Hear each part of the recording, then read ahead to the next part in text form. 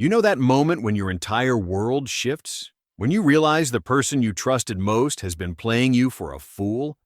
My name is Marcus Crawford, and I'm 38 years old. I came home early from Afghanistan, pulled strings, called in favors, endured 36 hours of transport hell, all to surprise my wife Josie for Christmas after 8 months overseas. Instead, I got the surprise. Walked into my house at 11 p.m. on December 23rd and found her drunk off her ass, hosting 3 male strangers I'd never seen before. Fernando, Carlo, Donnie. Our house was trashed, our savings drained. The rage that hit me? Nuclear. But I didn't explode. I went cold, because I had resources, military training, and zero intention of being the military husband who gets played while serving his country. What followed wasn't just divorce. It was total warfare, strategic, calculated, ruthless. By the time I was done, Josie learned that betraying a man who plans military operations for a living was the worst mistake she could have ever made. But let me start from the beginning. Before I go any further, let me know in the comments where in the world you are watching from, and make sure to subscribe because tomorrow I will share a story you don't want to miss. The snow was coming down hard when the taxi pulled up to my house. 11 p.m., December 23rd. I'd been awake for 36 hours straight. Transport from Kandahar to Bagram, Bagram to Germany, Germany to New York to here. My entire body ached, my eyes burned. But none of that mattered because I was finally home. I'd coordinated with my CO for 3 weeks to make this happen, called in every favor I had. Josie thought I wouldn't be back until New Year's. That was the point. I wanted to see her face when I walked through that door. Maybe we'd make hot chocolate, the kind with the little marshmallows she always bought special. Maybe we'd just hold each other on the couch. 12 years of marriage, 8 months apart. Our daughter Emily was staying with Josie's parents for the holidays, so it would just be the two of us. Perfect. The taxi's headlights swept across the driveway and I saw them. 3 vehicles, 2 trucks and a sedan, all unfamiliar. Every single light in my house was blazing. Something tightened in my chest. I paid the driver, grabbed my duffel, and stepped out into the snow. Music was thumping inside. Heavy bass I could feel through the walls. The kind of music you play when you're drunk and don't give a damn about the neighbors. I walked up the driveway. The front door was unlocked. I pushed it open. The living room was destroyed. Beer cans everywhere. On the coffee table, the floor, the windowsill, bottles of liquor on every surface. Our wedding photo, the one where Josie's wearing that white dress and smiling like she'd just won the lottery, knocked over on the mantel. And there, on my couch, was my wife. She was drunk, really drunk. Her eyes were glassy and unfocused. She was wearing jeans and a tank top I'd never seen before, and she was sitting between 2 men I'd never seen before, either. A third man was passed out in my recliner, the one I'd bought with my re-enlistment bonus 3 years ago. Another guy was on his phone near the kitchen, barely glancing up. The man next to Josie had a beard and a beer gut. He was mid-laugh when I walked in. Then Josie saw me. Her face went white. Actually, white. Like someone had just drained all the blood from her body. "Marcus?" The word came out slurred. You're not supposed to be here." I dropped my duffel. The sound echoed in the sudden silence. Someone had paused the music. "Get out." The bearded man shifted like he was going to say something. Maybe ask who I was. Maybe try to smooth things over. "Whoa, man, I said get the fuck out of my house." My voice didn't rise. It didn't need to. 8 months of leading soldiers through firefights, making life and death decisions, keeping men alive in a place that wanted them dead. It all came through in those words. Cold, final, absolute. "You've got 30 seconds before I make you leave." They scrambled. The passed-out guy in my recliner woke up fast. Someone kicked his foot and he jerked upright, confused. They grabbed jackets, phones, keys. The guy with the beard muttered something that might have been an apology. I didn't acknowledge it. The one who'd been on his phone near the kitchen just bolted. 20 seconds. That's all it took.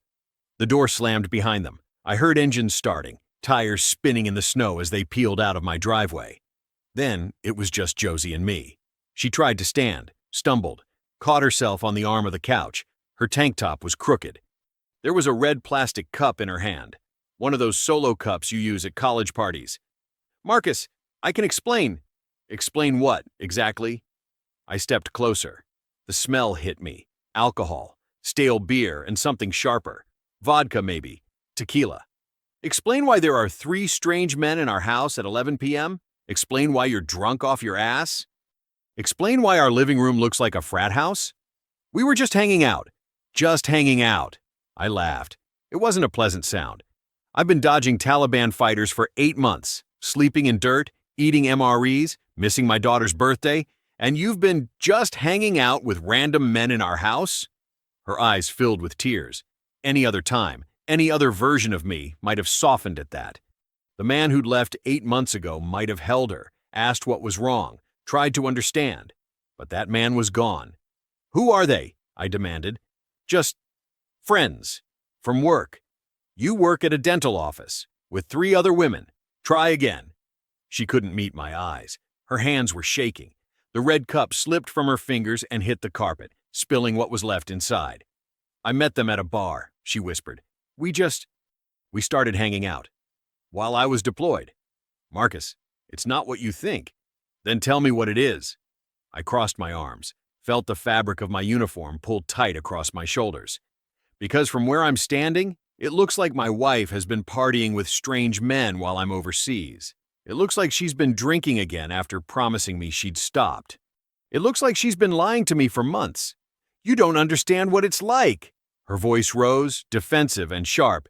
You're gone all the time. I'm alone. Emily's always with your parents or mine. I needed to feel alive. So you threw parties with random men. They're not random. Fernando's a mechanic. Carlo works construction. Donnie's, I don't give a shit what they do. I stepped closer. Close enough to see the mascara smudged under her eyes. You're married. To me. You have a daughter. You have responsibilities. And while I'm out there fighting, you're here getting drunk with strangers? It wasn't like that. Then what was it like, Josie? She opened her mouth, closed it, looked away. I walked to the kitchen, opened the refrigerator. It was packed with alcohol, beer, wine, bottles of liquor I'd never seen before. Stuff we'd never bought together. I recognized exactly none of it. I pulled out my phone, opened our bank account app, the one we shared, the one I checked maybe once a month because I trusted her completely. We'd had $23,000 when I deployed. Our savings, money for Emily's college fund, money for the house repairs we'd been planning, money I'd earned on 3 deployments to a combat zone. Now there was $8,000. I walked back to the living room, held up my phone so she could see the screen. Where's the money, Josie? Her face crumbled. I needed things. $15,000 worth of things. The car needed repairs, and Emily needed school supplies, and parties, and alcohol, and God knows what else. I felt something cold settle in my chest, something final. You spent our savings on partying. It wasn't all parties. How much? She couldn't answer. How much, Josie? Maybe 5,000. The number hung in the air between us. $5,000, a quarter of our savings, money I'd earned sleeping in dirt and dodging bullets and watching friends die. $5,000, I said quietly, on parties, while I was deployed. Marcus, please, I want a divorce. The words came out calm, steady, like I was ordering supplies or planning a mission. But they hit her like a physical blow. What? You heard me. I want a divorce. I'm done. You can't just... We've been married 12 years. And you threw it away. I pulled out my phone again, started scrolling through my contacts. I'm calling my parents. I'm staying there tonight. Tomorrow, I'm calling a lawyer. You've got until I get back to get yourself together because Emily's coming home in 2 days and she doesn't need to see you like this. Marcus, please. I love you. No. I found my dad's number. Hit dial. You don't. If you loved me, you wouldn't have done this. If you loved me, you would have been the woman I married, not whoever the hell you've become. My father's voice came through the phone. Marcus? You're home? Dad, I need to stay with you and Mom tonight. I'll explain when I get there. Of course. We'll get the guest room ready. I hung up, grabbed my duffel from where I'd dropped it by the door. Josie was on her knees now, sobbing. Reaching toward me like that would change anything. I looked at her one last time, at the woman I'd trusted completely, the woman I'd thought would have my back no matter what. Merry Christmas, Josie. I walked out, left the door open behind me, let the cold air and snow blow in. 2 days after Christmas, I sat across from Amy Roberts in her downtown office. She was maybe 50-something, sharp as a knife in a tailored suit, with the kind of direct stare that probably made opposing counsel reconsider their career choices. Military deployment, she said, scanning the case summary I'd emailed ahead. Wife depleted savings, engaged in questionable behavior with other men, substance abuse issues. She looked up. Mr. Crawford, I'm going to be honest with you. This is a strong case. I want full custody of my daughter. Understood. Given your wife's behavior and the drinking, that's very achievable. She set down the file. How old is your daughter? 9. Amy nodded, making a note. Does she know what's happening? Not yet. She's still with my parents. I told them there was an issue, but not details. Smart. Now, I need you to document everything. Every beer can, every bottle, every receipt you can find, text messages, phone records, anything that shows the pattern of behavior. I slid a manila folder across her desk. Already done. She opened it, started flipping through pages, bank statements showing every withdrawal, every purchase. Photos of the trashed house, wide shots of the living room chaos, close-ups of beer cans and liquor bottles, our knocked-over wedding photo, financial records I'd pulled from our online accounts, and the names. Fernando Diaz, Carlo Martinelli, Donnie Pearson, Amy read aloud. She looked up. How'd you get their names? Neighbor's doorbell camera. Caught them arriving and leaving. I asked to see the footage. Amy flipped through more pages. Her expression shifted from professional to genuinely impressed. Mr. Crawford, you could teach my investigators a thing or two. Military training. Planning is what I do. She closed the file, leaned back in her chair. Well, your planning is about to win you this divorce. She tapped the folder. Here's what's going to happen. We file immediately, before she has time to regroup. We request temporary custody of Emily, citing your wife's drinking and irresponsible behavior. We get a forensic accountant to trace every dollar she spent, and we make sure she understands that fighting this will only make things worse for her. What about the house? You're on the mortgage? Both of us. Amy considered that. Then we negotiate. But honestly, given her behavior and your service record, a judge is going to be very sympathetic to you. Military spouses who betray their deployed partners don't get a lot of goodwill in family court. The satisfaction I felt was cold and sharp, like the first breath of air after a sandstorm clears. When do we start? Today. I'll have papers drawn up by tomorrow. She'll be served by New Year's. She was. Josie lost her mind when the process server showed up at the house on December 30th. She called me 60 times in one day. 60. I didn't answer a single call. Let everyone go to voicemail. Listen to her messages later, crying, screaming, begging, threatening, a whole spectrum of desperation. On New Year's Eve, she showed up at my parents' house. My father, a retired Marine who'd done 2 tours in Vietnam, answered the door. I was in the kitchen with my mom when I heard his voice, flat and cold. You need to leave, Josie. I just want to talk to Marcus. He doesn't want to talk to you. You need to leave. Please, just 5 minutes. You've got 10 seconds before I call the police. Your choice. She left. My mother touched my shoulder. You okay? Yeah. I stared at my coffee. She hired a lawyer, guy named Bill Hubert. You know him? Looked him up. He's got a reputation for being combative, but not particularly effective. I smiled without humor. Amy's going to eat him alive. 2 weeks later, January 15th, I walked into the courthouse wearing my dress uniform. Every medal I'd earned, every commendation. The Bronze Star with Valor device from my second tour, the Purple Heart from the IED that nearly took my leg during my first deployment, Army commendation medals, campaign ribbons, all of it. I wasn't trying to show off. I was making a statement. This is who you betrayed while I was serving my country. Amy met me in the hallway outside the courtroom. She took one look at my uniform and smiled. Perfect. Will it help? Oh, it'll help. She glanced through the courtroom doors. Your wife just arrived. I looked. Josie was sitting at the defendant's table with Bill Hubert. She was wearing jeans, wrinkled jeans, and a blouse that looked like she'd pulled it from the bottom of a laundry basket. Her hair was pulled back in a messy ponytail, dark circles under her eyes. She looked like hell. Good. All rise, the bailiff called. Family court is now in session. The Honorable Judge Diane Whitaker presiding. Judge Whitaker was in her mid-50s, gray hair pulled back severely, sharp eyes that missed nothing. She'd been on the family court bench for 18 years. Amy had told me she had zero patience for people who wasted the court's time.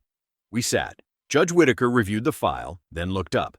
We're here for temporary custody in the matter of Crawford versus Crawford. Counselors, are we ready to proceed? Bill Hubert stood. Yes, Your Honor. If I may address the court? You may. Your Honor, my client admits she made mistakes, but she's seeking help for her drinking. She's enrolled in a treatment program and attending AA meetings 3 times a week. She recognizes she needs to make changes, and she's committed to doing so. Judge Whitaker's expression didn't change. When did she enroll in this program? Bill hesitated. January 2nd, Your Honor. 4 days after being served with divorce papers? Yes, Your Honor, but Amy stood.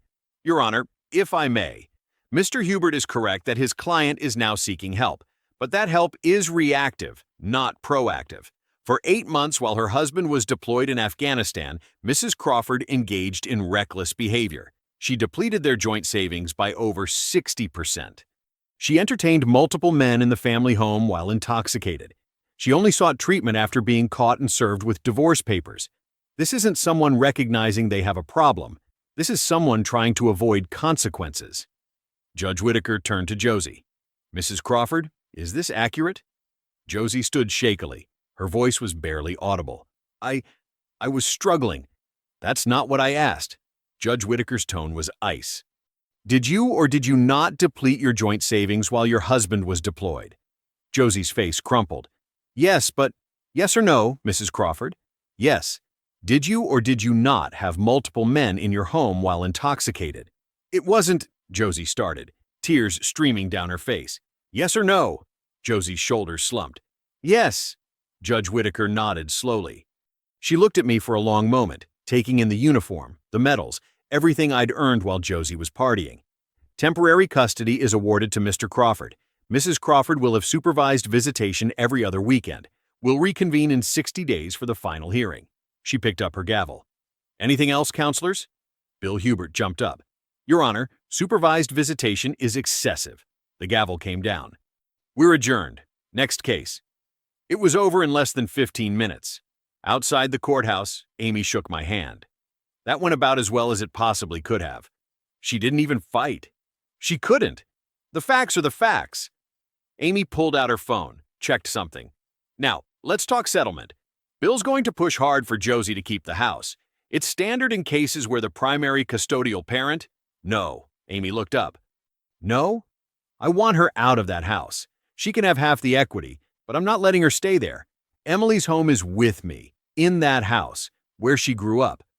Mr. Crawford, that's going to be expensive. You'll have to buy out her half of the equity. Based on current market value, that's probably $40,000. I don't care. My voice was flat. Make it happen. Amy studied me for a moment. Then she smiled. Not her professional smile, but something real. You know what? I think we will. 3 weeks into February, my phone rang while I was making dinner for Emily. Mr. Crawford, this is Liz Parker. We need to meet. Soon. The forensic accountant Amy had hired. I'd almost forgotten about her. She'd been quietly working through Josie's spending for weeks. What did you find? Not over the phone. Can you meet me tomorrow morning? There's a coffee shop on Maple Street. I know it. 9 a.m.? Perfect. I hung up and stared at the phone. Liz hadn't sounded upset. She'd sounded excited, like someone who just uncovered something big. What the hell had Josie done now? The next morning, I walked into the coffee shop at exactly 9. Liz was already there, a woman in her 40s with sharp eyes and a no-nonsense expression. She'd worked fraud cases for the IRS before going private. Amy had called her the best in the state. She slid a file across the table before I'd even ordered coffee. Mr. Crawford, you need to see this. I opened it. The first page was a summary of Josie's spending. $5,300 on parties and alcohol. I already knew that part. Then I saw the next line. $6,000? I looked up. Gambling? Liz nodded. 2 trips to the casino, $3,000 each time. She lost it all. My jaw clenched. $6,000. While I was in Afghanistan, Josie had been blowing our savings at a casino. There's more, Liz said quietly. I turned the page. Credit card statement. $15,000 limit. Balance. $14,800. I didn't authorize this card. I know. She took it out in both your names. Forged your signature on the application. The rage was white hot now. What did she buy? Liz flipped through pages. Clothes, jewelry, more alcohol. She paused. And a car. She bought a car? Down payment on a BMW. Financed the rest. $28,000 loan. Liz met my eyes. Also in both your names. I sat back. My hands were shaking. I forced them still. Let me guess. She told the dealership I approved it. Correct. And she forged your signature on the co-signer documents. Liz's voice was matter-of-fact. Mr. Crawford, this is fraud. Multiple counts. The credit card, the car loan, she committed identity theft against you. Can we prove it? Absolutely. I've got the original documents. Your signature on your military paperwork. A handwriting expert could confirm the forgeries in about 10 minutes. She leaned forward. Do you want to press charges? I thought about it. Really thought about it. Josie in jail wouldn't help Emily. My daughter didn't need to visit her mother behind bars. She didn't need that trauma. But Josie broke? Humiliated? Stripped of everything she thought she'd keep? That would send the message. That would show her, and everyone watching, that actions have consequences. Not yet, I said. Let's use it in the divorce. Liz smiled. It wasn't a pleasant smile. Your attorney is going to love this. Amy did love it. I called her from my truck outside the coffee shop. Didn't even wait to get home. Mr. Crawford, slow down. She committed fraud. Multiple times. Forged my signature on a credit card and a car loan. Spent $6,000 gambling. Amy, she committed identity theft against me while I was deployed. There was a pause. Then Amy laughed. Not a polite laugh, a real one. This is gold. This is... Mr. Crawford, your wife just handed us the case on a silver platter. What's our move? We go nuclear. Amy's voice turned sharp and focused. We present all of this at the final hearing. Every fraudulent transaction, every forged signature, every dollar she stole. We argue that she's not only an unfit parent due to her drinking, but she's also a criminal who committed multiple fraudulent acts against her deployed husband. And then, we ask the judge to award you full custody or full ownership of the house, and we ask the court to hold her solely responsible for the credit card debt and the car loan, debts she incurred through fraud. My chest tightened. Can we do that? With this evidence? Absolutely. Amy was typing now. I could hear keys clicking. She defrauded you. A judge can and will make her responsible for the debts she created. You'll be removed from both accounts. She'll be stuck with the payments. I thought about Josie, about her showing up at my parents' house, about the 60 phone calls, about her thinking she could charm her way out of consequences. Do it, I said. 8 weeks later, I walked into the same courthouse for the final hearing. March 1st, the day everything would be decided. Josie was already there when I arrived. I barely recognized her. She'd lost weight. A lot of it. Her face was gaunt, cheekbones sharp under skin that looked paper thin. Her hair hung lank and unwashed around her shoulders. She wore a dark blue dress that probably fit her 2 months ago, but now hung loose on her frame. She looked at me. Her eyes were desperate, searching my face for something. Forgiveness, maybe. Some sign that I'd changed my mind. She wouldn't find it. I walked past her without acknowledging her presence, sat down next to Amy, straightened my tie. You ready? Amy asked quietly. Absolutely. Judge Whitaker took her seat at 9 a.m. sharp, same judge as the temporary hearing. She looked at both of us, then at the attorneys. We're here for the final dissolution of Crawford versus Crawford. Her voice was crisp, professional. Counselors, are we ready to proceed? Amy stood. Yes, Your Honor. We'd like to present additional evidence that has come to light since our last hearing. I watched Bill Hubert's face. He looked confused, glanced at Josie, who'd gone pale. They had no idea what was coming. For the next hour, Amy dismantled Josie's life. She presented the bank statements, $5,300 on parties and alcohol. The judge's expression tightened. Then came the casino records, $6,000 gambling, 2 trips, both losses. Bill tried to interrupt. Your Honor, my client was struggling with mental health issues. Then she should have sought help, Amy cut him off, not committed fraud against her deployed husband. That's when Amy dropped the real bombs. The credit card, $15,000 limit, maxed out, forged signature on the application, the BMW, $28,000 loan, forged signature on the co-signer documents. Amy had blown up copies of the signatures, mine from military paperwork, Josie's forgeries on the applications. Even I could see they didn't match. Your Honor, Amy said, her voice cold and precise, while Mr. Crawford was risking his life in Afghanistan. His wife committed identity theft against him. She forged his signature. She opened fraudulent accounts. She spent their savings on gambling and parties. And she did it all while he was deployed and unable to protect himself or his family's financial interests. Bill stood shakily. Your Honor, my client admits she made mistakes. Mistakes? Judge Whitaker's voice could have cut glass. Mr. Hubert, does your client dispute any of these facts? Bill looked at Josie. She was crying now, mascara running down her face in black streaks. He sighed. No, Your Honor. Mrs. Crawford. Judge Whitaker stared directly at Josie. Do you have anything to say for yourself? Josie stood. She was shaking so hard I could see it from across the courtroom. I'm sorry. Her voice broke. I made mistakes. I was lonely and stupid, and I'm so sorry. Sorry doesn't uncommit fraud, Judge Whitaker said flatly. Then she looked at me. Mr. Crawford, do you wish to address the court? I stood, looked at Josie. She still wouldn't meet my eyes. Your Honor, I spent 8 months in Afghanistan. I led soldiers. I planned operations. I did my duty. My voice was steady, controlled. And every single day, I thought about coming home to my family, to my wife and daughter. I trusted my wife completely. I never once questioned what she was doing because I believed in her. I believed in us. I paused. Let that sink in. When I came home, I found out that trust was worthless. She'd thrown it away for parties and strangers and gambling. She'd taken our savings, money I'd earned risking my life, and she'd wasted it. She forged my signature. She committed fraud, and she did it all while I was deployed.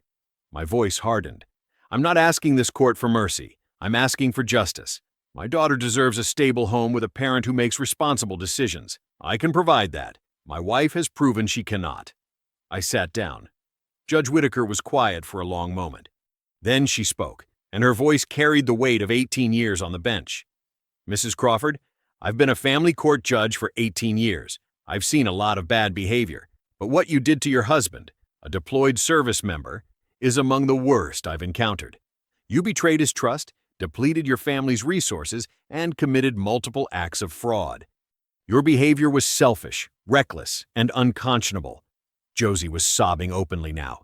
Therefore, I'm awarding full physical and legal custody of Emily Crawford to her father, Marcus Crawford. You will have supervised visitation 1 weekend per month, contingent on your completion of a substance abuse program and financial counseling. Bill started to object, but Judge Whitaker held up a hand. I'm awarding Mr. Crawford full ownership of the marital home. You will receive 20% of the equity, not the standard 50%, due to your fraudulent depletion of marital assets. Josie made a sound like she'd been punched. You are solely responsible for the credit card debt and the car loan, as you incurred both fraudulently. Mr. Crawford is ordered to be removed from both accounts immediately. The gavel came down. This marriage is dissolved. We're adjourned. It was over.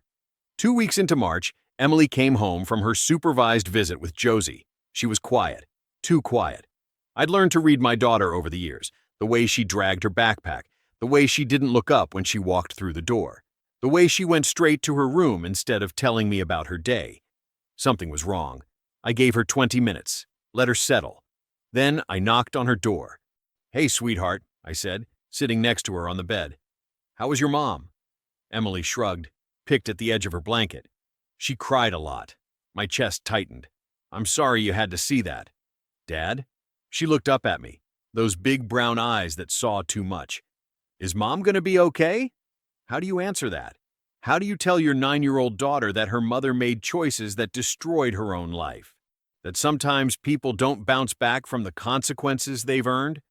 Your mom is going through a hard time, I said carefully, but she's getting help. And you know what? No matter what happens with your mom, you and me, we're going to be just fine. Emily nodded slowly. Then, so quietly, I almost missed it. I'm glad I'm with you. Those words broke something in me and healed something else at the same time. I pulled her close. I'm glad you're with me too, sweetheart. 3 days later, my phone rang. Amy. Mr. Crawford, I need you to stay calm. Calm? My hand tightened on the phone. What happened? Josie's appealing the custody decision. I couldn't believe it. After everything, after the evidence, after the judge's ruling, After the fraud and the lies and the complete decimation of her case, she was fighting back. "You're kidding me." "I wish I were." Amy's voice was steady, professional. "Bill Hubert just called. They're filing an appeal arguing that Judge Whitaker was biased against Josie due to your military service and that the custody arrangement is too harsh." "Too harsh?" I was on my feet now, pacing. "She's a fraud and an alcoholic. She spent our savings while I was deployed. She forged my signature. How the hell is 1 weekend a month too harsh?" "I know, and we're going to fight this. But I need to warn you, appeals can take months, and during that time, the current arrangement stays in place." I stopped pacing. "So, Emily stays with me?" "Yes. The appeal doesn't change the existing custody order. It just challenges whether it should have been made in the first place." I exhaled slowly, felt my heart rate drop back to normal. "Then let her appeal. We'll win again." "That's the spirit. I'll start preparing our response." But Josie's appeal did something I hadn't expected. It rallied support. Suddenly, people started coming out of the woodwork. Her friends from high school, women I hadn't seen in years, her co-workers from the dental office, her sister who lived 3 states away and barely called, all of them claiming I was being too harsh. That Josie deserved a second chance, that I was vindictive and cruel for keeping a mother from her daughter. Never mind the fraud, never mind the gambling, never mind the 3 strange men in our house while I was deployed. Josie was the victim now, and I was the villain. My own brother called me one evening. I was helping Emily with homework when my phone buzzed. "Marcus, man, maybe you should ease up." I stepped into the hallway, kept my voice low. "Excuse me?" "On Josie. I heard about the appeal. People are saying you're being too hard on her. She's Em's mother, you know. She's also a fraud who spent our savings while I was deployed." "Yeah, but full custody? 1 weekend a month? Really? That seems—" I hung up on him. The appeal hearing was scheduled for June. 3 months away. 3 months of whispers. 3 months of people telling me I was too hard on my ex-wife. 3 months of accusations and side eyes, and suddenly everyone having an opinion about my family. I didn't care. Let them talk. Let them judge. Let them think I was cruel. I knew the truth. And so did Judge Whitaker. And so would the appeals court. Josie made her choices. Now she got to live with them. June arrived hot and humid. Amy and I walked into the courthouse together. She'd warned me the night before what to expect. "This isn't like family court," she said.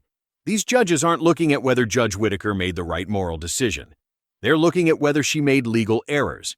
We need to be prepared for hard questions about the custody arrangement." "I'm prepared." "I know you are." The 3-judge panel sat behind an elevated bench. Judge Seth Romero, older, silver-haired with sharp eyes. Judge Clara Wild, middle-aged, precise in her movements. And Judge Vicky Hernandez, younger, maybe 40, watching everything with careful attention. Josie sat at the defendant's table with Bill. She'd cleaned up since the last hearing, hair brushed, makeup applied, trying to look like someone who had their life together. I wasn't buying it. Bill stood first. "Your Honors, my client admits she made mistakes, serious mistakes. But the trial court's decision to award sole custody and minimal visitation is disproportionate to her actions. Mrs. Crawford has completed substance abuse treatment. She's attending financial counseling. She's taken every step to rehabilitate herself. Yet she's being punished with what amounts to almost no relationship with her daughter." Judge Romero leaned forward. "Counselor, your client committed fraud against her deployed husband. She depleted their savings. She endangered their financial stability. Those aren't minor mistakes. With respect, Your Honor, those are financial issues. They don't make her an unfit mother." Judge Wild spoke up. "She was drunk with strange men in the family home. How is that not relevant to her fitness as a parent?" Bill hesitated. I could see him scrambling. She never endangered the child." "Because the child wasn't there," Judge Wild said sharply. "But what if she had been? What if your client had been hosting these parties with her 9-year-old daughter in the house?" Bill had no answer for that. Amy stood. "Your Honors, if I may, the trial court's decision was based on a pattern of behavior, not isolated incidents. Mrs. Crawford demonstrated over an 8-month period that she prioritizes her own desires over her family's welfare. She spent savings her husband earned in a combat zone. She entertained men while intoxicated. She committed fraud. And she only sought help after being caught. That's not rehabilitation. That's damage control." Judge Hernandez turned to me. Mr. Crawford, you're asking this court to uphold an arrangement where your ex-wife sees your daughter once a month. Don't you think that's harsh? I stood, felt every eye in the room on me. Your Honors, with respect, I think it's appropriate. My ex-wife had 8 months to prove she could be trusted while I was deployed. She failed. She had the opportunity to be honest about her problems. She chose to hide them. She had the chance to seek help proactively. She only did so reactively, after being served with divorce papers. I paused. I'm not trying to keep my daughter from her mother. I'm trying to protect my daughter from someone who has proven to make destructive decisions. Judge Romero nodded slowly. Mr. Crawford, what would it take for you to agree to increased visitation? I hadn't expected that question. I glanced at Amy. She gave me a tiny nod. Sustained sobriety, 1 year minimum, proof of financial stability, completion of parenting classes, and supervised visitation until all of that is achieved. That's reasonable, Judge Wild said. Your Honors, Bill protested, 1 year is excessive. Counselor, Judge Romero interrupted, your client spent 8 months betraying her husband's trust. 1 year of proving she's changed is not excessive. It's merciful. The panel deliberated for 10 minutes. When they returned, Judge Romero delivered the ruling. We've reviewed the trial court record. We find no legal errors in Judge Whitaker's decision. The custody arrangement is upheld in full. He looked at Bill.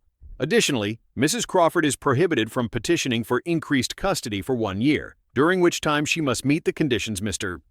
Crawford outlined. The gavel came down. It was over. Outside, Amy grinned at me. You just set the terms for her entire future relationship with your daughter. I looked back at the courthouse. She did that when she decided to party while I was deployed. 2 months after the appeal, I walked into Emily's school for a parent-teacher conference. I wasn't expecting anything special. Just the usual update on grades, behavior, maybe some notes about her progress in math.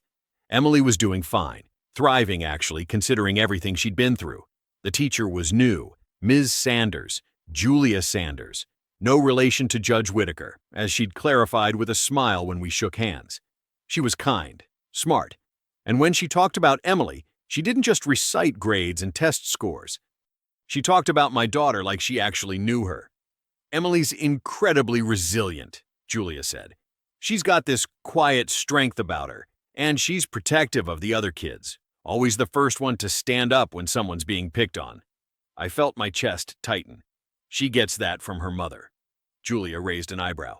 Her grandmother, I corrected. My mom, she smiled. Well, whoever she gets it from, it's serving her well. We talked for another 20 minutes, about Emily's progress, about her friends, about nothing in particular. When I left, Julia said, Mr. Crawford, if you ever need anything, for Emily, I mean, don't hesitate to reach out. I nodded. Thank you. 2 weeks later, I reached out, asked if she'd like to grab coffee, talk about Emily's reading assignments. She said yes. We didn't talk about reading assignments. 6 months later, Julia moved in. Emily was over the moon. Julia makes the best pancakes, Dad. I raised an eyebrow. Better than mine? Way better. Emily grinned. Sorry. I wasn't sorry. Watching Emily laugh at the kitchen table, watching Julia flip pancakes while humming off-key, it felt like home. Real home.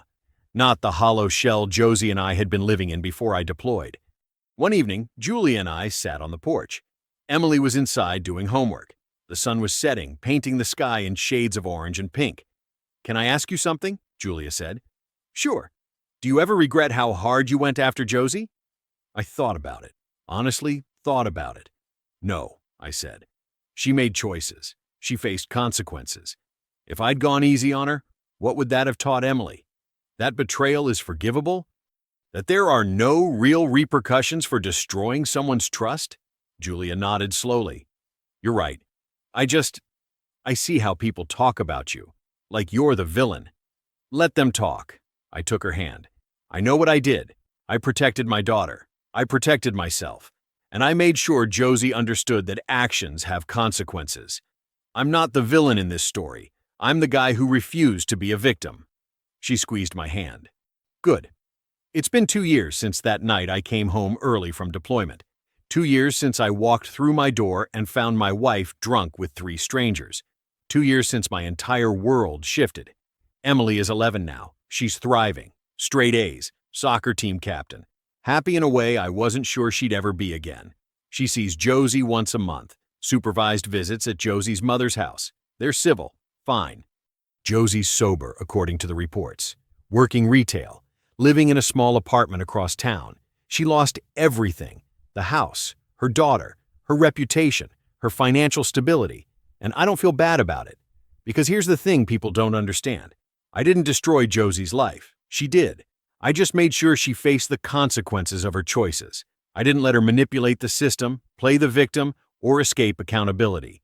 I used every resource, every tool, every advantage I had to ensure justice was served. Some people call me ruthless, cold, vindictive. I call myself a father protecting his daughter, a man who refused to be played, a soldier who applied the same strategic thinking to his divorce that he applied to military operations. Julia and I got married last month. Small ceremony, just family and close friends. Emily was the maid of honor. She wore a dress she picked out herself and smiled the whole day. That night, after everyone had gone home and Emily was asleep upstairs, Julia and I sat on this same porch.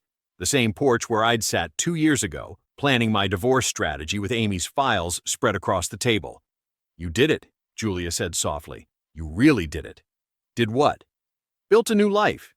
A better one." I looked at the house, my house, earned through legal warfare and strategic planning. I thought about Emily upstairs, safe and happy. I thought about Josie, alone in her apartment, living with the consequences of her choices. "Yeah," I said, "I did.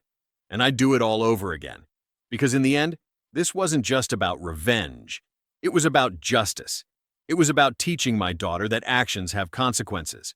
It was about refusing to be the deployed soldier who gets played while serving his country. Josie thought she could betray me and get away with it. She was wrong, and now she knows you don't cross a man who plans military operations for a living. Not ever. I believe stories such as this find us for a reason. If this one touches you, please subscribe.